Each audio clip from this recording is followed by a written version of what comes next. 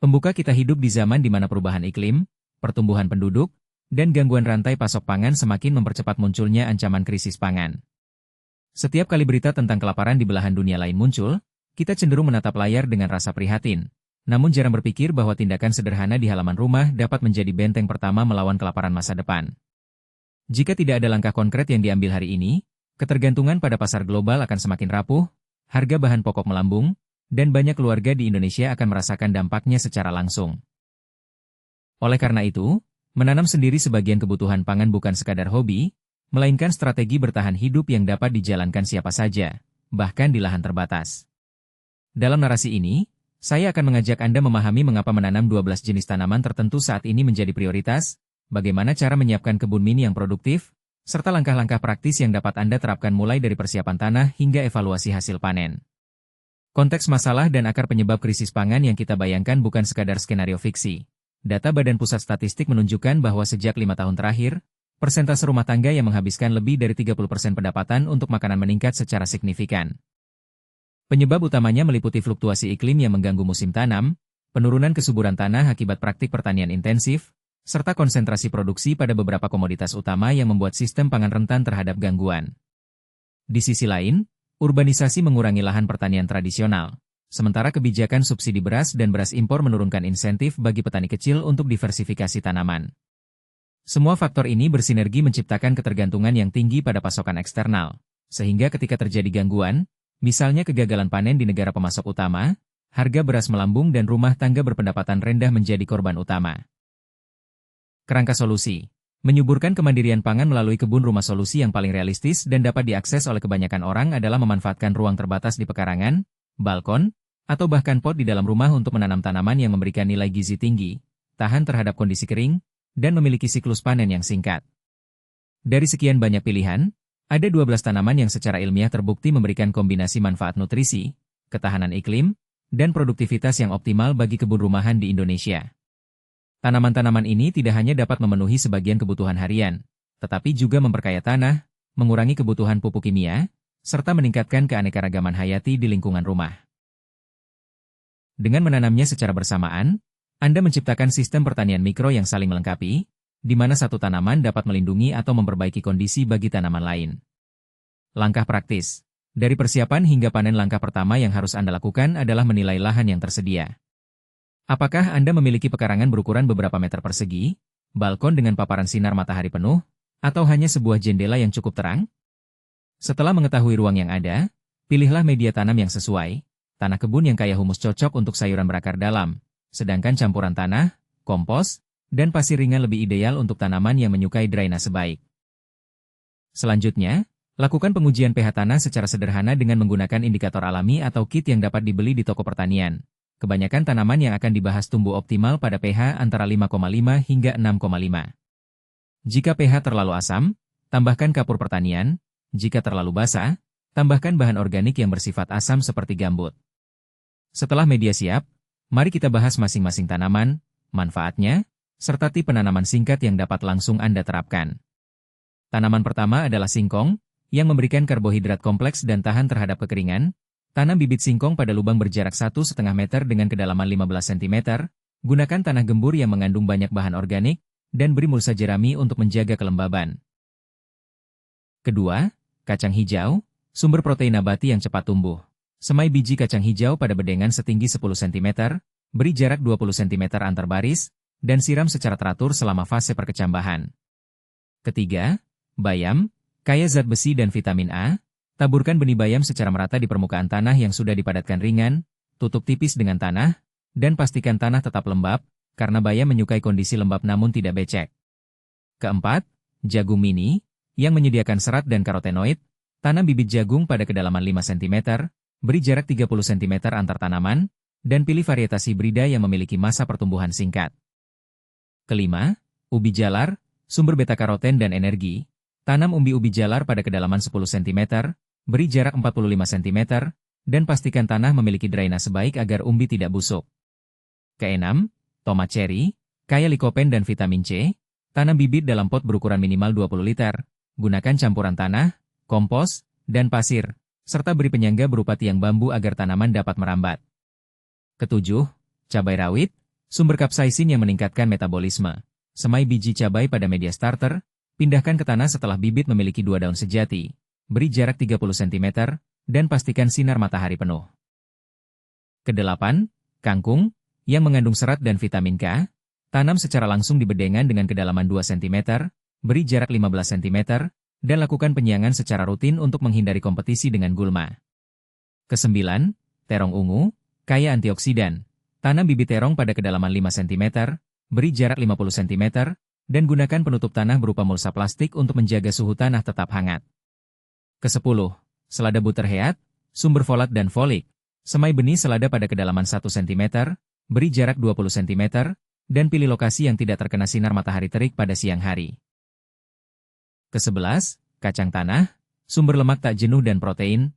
Tanam kacang tanah pada kedalaman 5 cm, beri jarak 30 cm, dan pastikan tanah tidak terlalu basah karena akar kacang mudah busuk. Ke-12, pepaya dwarf, yang menghasilkan buah kaya vitamin C dan folat. Tanam bibit pepaya pada kedalaman 20 cm, beri jarak 1 meter antar pohon, dan lakukan pemangkasan cabang samping untuk memusatkan energi pada buah. Setelah menanam semua jenis tersebut, penting untuk mengatur jadwal penyiraman yang efisien.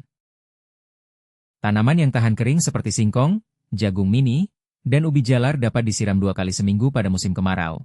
Sementara tanaman yang menyukai kelembaban seperti bayam, selada, dan kangkung memerlukan penyiraman ringan setiap hari pada pagi hari.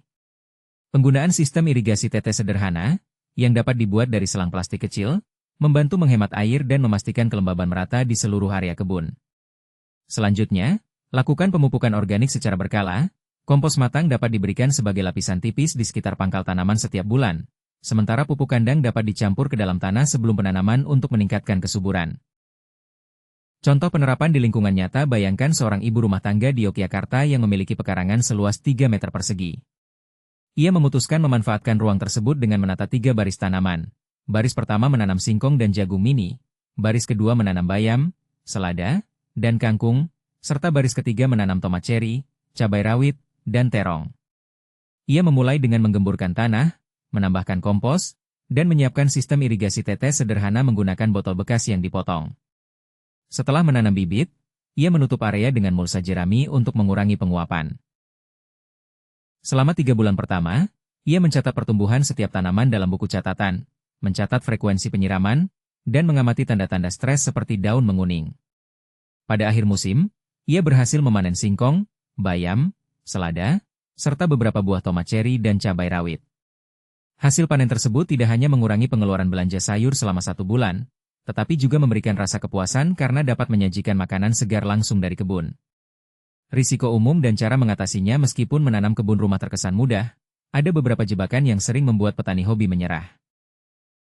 Pertama, overwatering atau penyiraman berlebih dapat menyebabkan akar busuk, terutama pada tanaman umbi seperti ubi jalar dan kacang tanah.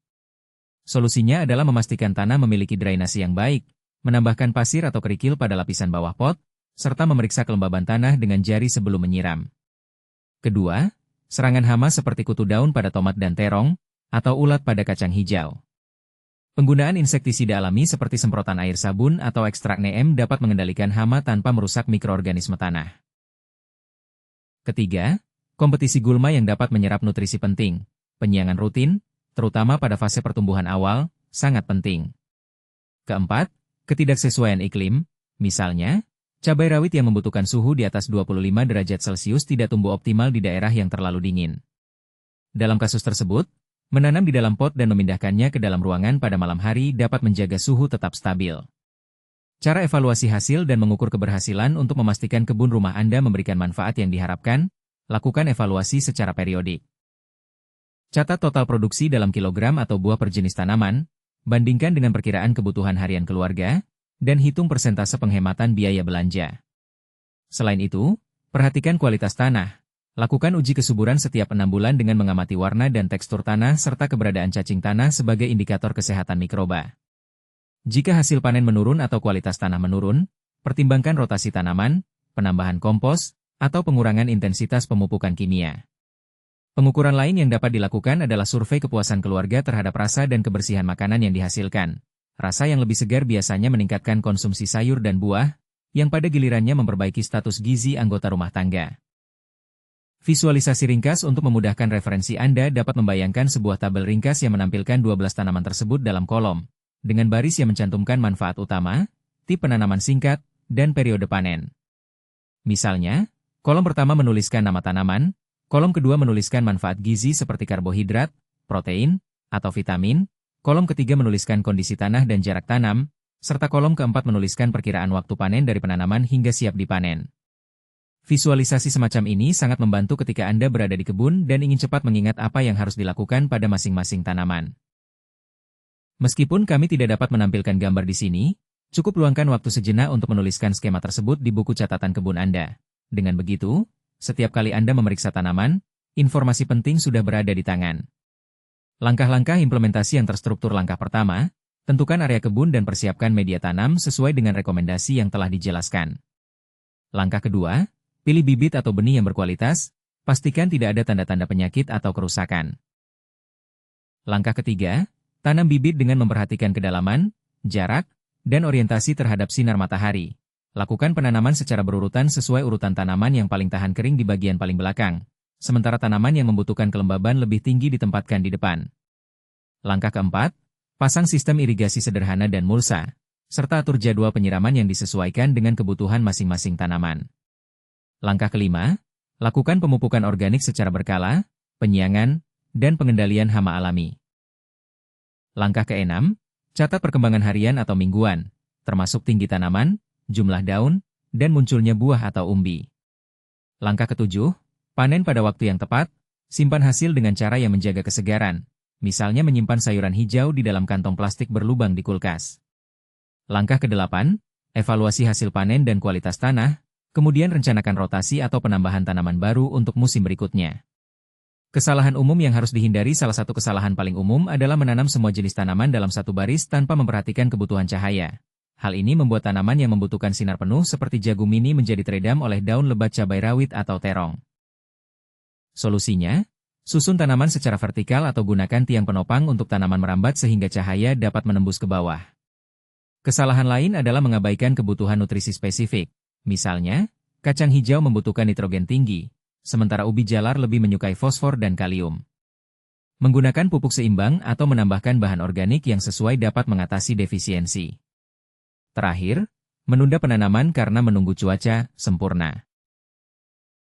Di Indonesia, musim hujan dan kemarau bergantian, sehingga menyesuaikan penanaman dengan pola curah hujan lokal lebih efektif daripada menunggu kondisi ideal yang jarang muncul. Cara mengukur keberhasilan kebun rumah Anda. Keberhasilan dapat diukur melalui 3 dimensi utama: kuantitatif, kualitatif, dan sosial. Kuantitatif meliputi total produksi per jenis tanaman, persentase pengurangan belanja pasar, dan peningkatan nilai gizi harian keluarga.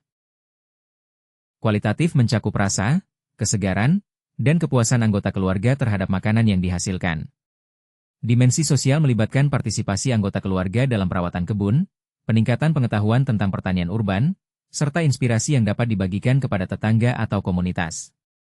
Untuk memantau ketiga dimensi tersebut, buatlah jurnal kebun yang mencatat data produksi, catatan rasa, dan foto-foto kebun seiring waktu.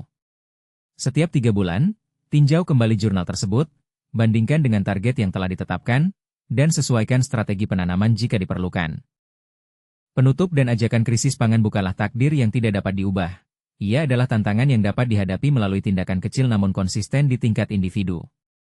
Dengan menanam 12 tanaman yang telah kami bahas, singkong, kacang hijau, bayam, jagung mini, ubi jalar, tomat ceri, cabai rawit, kangkung, terong ungu, selada butterhead, kacang tanah, dan pepaya dwarf, Anda tidak hanya menyiapkan sumber makanan yang beragam dan bergizi, tetapi juga berkontribusi pada pelestarian tanah, pengurangan jejak karbon, dan pemberdayaan komunitas sekitar. Mulailah dengan 1 pot atau 1 baris tanaman, catat setiap langkah, dan rasakan perubahan yang terjadi pada meja makan Anda. Jika Anda sudah menyiapkan kebun, bagikan pengalaman Anda di kolom komentar. Ceritakan tantangan apa yang Anda temui, bagaimana cara Anda mengatasinya, dan apa hasil panen pertama Anda. Diskusi Anda dapat menginspirasi ribuan orang lain untuk mengambil langkah serupa. Jadi, jangan menunggu lagi. Ambil sekop, siapkan tanah, dan tanam masa depan yang lebih aman bagi Anda dan generasi mendatang. Selamat berkebun, dan semoga panen melimpah. Intinya, Jalankan langkah kecil ini secara konsisten supaya hasilnya benar-benar terasa dan perubahanmu tidak berhenti di tengah jalan. Kalau video ini ngebantu, subscribe sekarang, tekan like, tulis pendapatmu di kolom komentar, dan share ke temanmu biar makin banyak yang terbantu.